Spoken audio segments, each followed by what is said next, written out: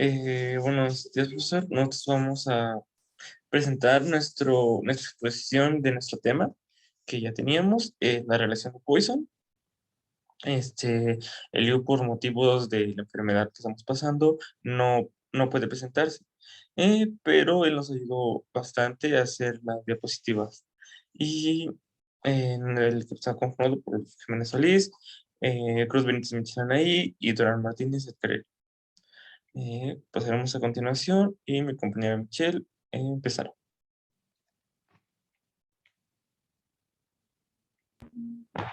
Buenos profesor, nosotros le vamos a hablar sobre la relación de Poisson y bueno, para entender un poco sobre este problema debemos de tener en cuenta en qué consiste. Y básicamente es una constante elástica que es una medida de comprensibilidad de un material y que éste actúa con fuerzas perpendiculares al ser aplicado. En otras palabras, nos referimos a la deformación elástica o al esfuerzo al que es sometido un material. Sí, complementando lo que estaba diciendo compañera, en la imagen podemos apreciar un cubo en donde a ese le estamos aplicando fuerzas eh, que están haciendo que el material se deforme, haciendo que pase una deformación elástica, en donde el esfuerzo que se está aplicando al material está haciendo una fuerza de tracción, o sea, que la está jalando y modificándose hacia su parte larga y disminuyendo el ancho. Eh, Otra parte que tenemos es que el autor de esta relación se llama Simon James Ponson. Este fue un físico matemático nacido en Francia, conocido por sus contribuciones teóricas a la electricidad y al magnetismo. Entre otras, también lo hemos escuchado en la parte de probabilidades y que ayudó a hacer diferentes tablas que ayudan al hecho ay, de encontrar frecuencias según sea la probabilidad que estamos llevando.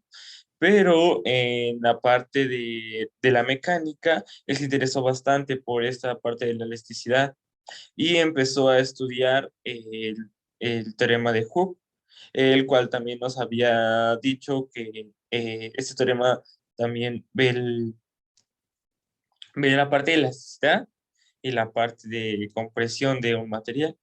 Entonces él empezó a estudiar esta parte para que pudiéramos ver cómo es que el material podía llegar a su parte elástica, pero sin deformar alguna parte de sus lados. Por ejemplo, en ese caso lo veíamos en la parte longitudinal, en la parte de compresión, y asimismo este podía seguirse estirando.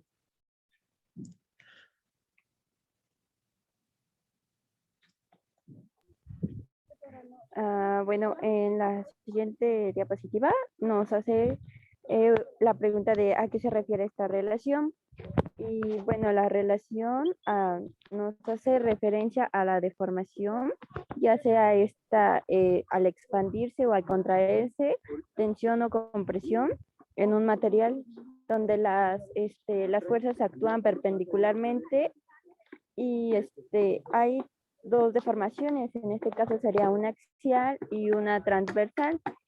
En el parámetro transversal podemos decir que la deformación de un cuerpo provoca una tensión de un material, y mientras en la deformación axial nos dice que la deformación se encuentra en modo de compresión al material o objeto estructural. Por ejemplo, esto lo podemos ver ubicado como un ejemplo que nos había puesto mi compañero Rodolfo, como con la plastilina, que al momento de que nosotros le aplicamos tensión, lo que estamos provocando es un alargamiento del material y una deformación. O también la deformación axial la podemos encontrar en las estructuras que soportan un puente en donde las fuerzas actúan pues perpendicularmente hacia los postes. Sí, para este tipo de fuerzas podemos encontrar en esta relación los tipos de materiales. En esa parte podemos encontrar a los materiales isotrópicos. ¿Qué nos quiere decir material isotrópico? Que es aquel material que cuando está sometido a fuerzas de compresión, sus propiedades mecánicas térmicas no importan tanto en sus direcciones. Un ejemplo que podemos ver es el acero. Es en cuando podemos aplicar una fuerza de tensión al material, o bueno, se le hacen diversas pruebas según la norma, la de la ACTM, eh, la C04100, me parecía que era esa, en donde se aplicaban fuerzas de compresión a la estructura y podíamos ver cómo se comprimía. Entonces veíamos cómo el material se reducía y asimismo su ancho era más visible que aún ver su largo, no como lo veíamos en las fuerzas de tracción o las fuerzas axiales y las fuerzas, sí, las fuerzas de tracción. Poco después tenemos los materiales anisotropos. ¿Qué nos quiere decir el material anisotropo? Que estos tienen propiedades de la materia diferentes según sean sus cualidades de la elasticidad, la temperatura, su conductibilidad, etcétera. En otras palabras, en la parte de sus propiedades mecánicas de ese tipo de material, es que esos materiales tienen su deformación dependiendo a la orientación del cuerpo del material. Es como le decía, en esos materiales, si vamos a jalarlos, estos generan un alargamiento y no, su ancho no se amplía. Pero si se le hiciera diferente, en donde si estos son comprimidos o si son comprimidos, su longitud llega a disminuirse, pero su ancho se amplía. Mamich. Sí, bueno, también existen los materiales ortotrópicos y estos, unos ejemplos serían los cristales, la madera y los metales laminados. Bueno, ¿qué podemos decir con esto? Es que estos cuerpos tienen propiedades mecánicas únicas e independientes en donde actúan tres direcciones mutuamente. Tiene tres diferentes fuerzas y bueno, son perpendiculares entre sí. Estas propiedades también son únicas de cada material, por lo que al momento, por ejemplo, en los cristales, al, al ser sometida a un esfuerzo, ya sea de compresión, no, este, pues es como que no llega a su momento de ruptura en donde rebasa su límite y es cuando se quiebra. O igual en la madera, como lo estaba diciendo mi compañero Rodolfo, que también cuando esta es sometida a una compresión se alarga y tiene su deformación. Este, igual mi compañero le va a dar un ejemplo este, sobre la relación de Poisson y el efecto, pero esta vez es aplicado en la vida real. Y bueno, también para esto podemos decir que también lo podemos encontrar, esta relación, en las rocas y en la mayoría de los materiales sujetos que están bajo un estrés, o sea, bajo una fuerza, en donde estos son sometidos a diferentes fuerzas, en donde les causa una deformación.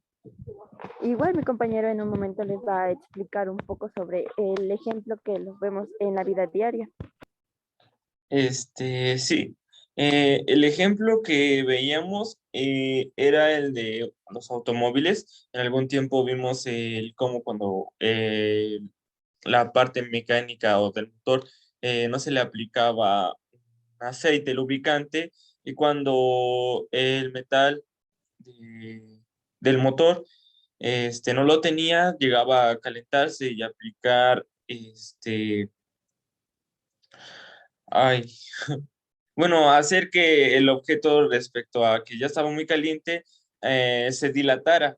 Entonces hacía su crecimiento, por eso es que se develaban los materiales y ahí podíamos ver un esfuerzo en donde era de alargamiento. Aquí en otro caso podemos ver también la parte de los automóviles, pero ahora de una forma más consciente.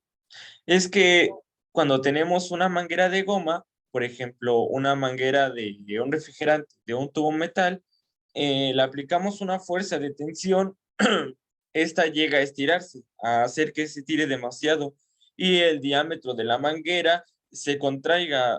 Es lo que les decía, podemos aplicar en algún objeto una fuerza de tensión, hacer que este sea un mayor alargamiento, pero su parte del ancho que tiene se reduzca. Lo mismo pasa con esa parte.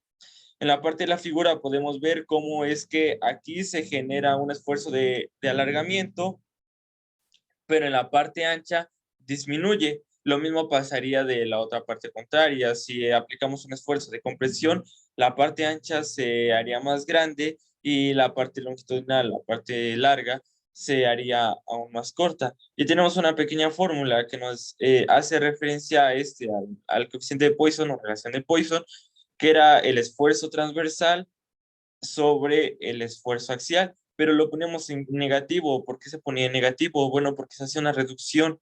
Entonces, como se hace una reducción, se genera un coeficiente negativo. Y ya por último, para pasar, mi compañera les explicará esta pequeña imagen de lo habíamos visto con lo de la plastilina, pero pues aquí un poquito más representada. Bueno, ahí como podemos observar en la imagen, tenemos que es un cubo aplicado a una fuerza. Es como con la plastilina. Cuando nosotros le aplicamos una fuerza de compresión, lo que hacemos es que se aplasta la plastilina a lo ancho y agarra mayor área. Si nosotros hacemos la tensión, lo que vamos a provocar va a ser una longitud mayor. Entonces, estas fuerzas nos van a sacar la relación de Poisson sobre el material. A una mayor tensión nos provoca una mayor longitud y a una compresión nos provoca una mayor área. Entonces, nosotros, por nuestra parte, sería todo. Nada más complementando ya lo que hemos dicho durante toda la exposición, es de que a pesar de que ya habíamos visto estos temas tan sencillos de una forma, al principio son principalmente fundamentales. ¿Por qué? Porque si no partimos desde lo básico, no podemos llegar a ver estructuras más grandes. Entonces es necesario estudiar esa parte para poder después hacerlo más. Y eso sería todo. Muchas gracias.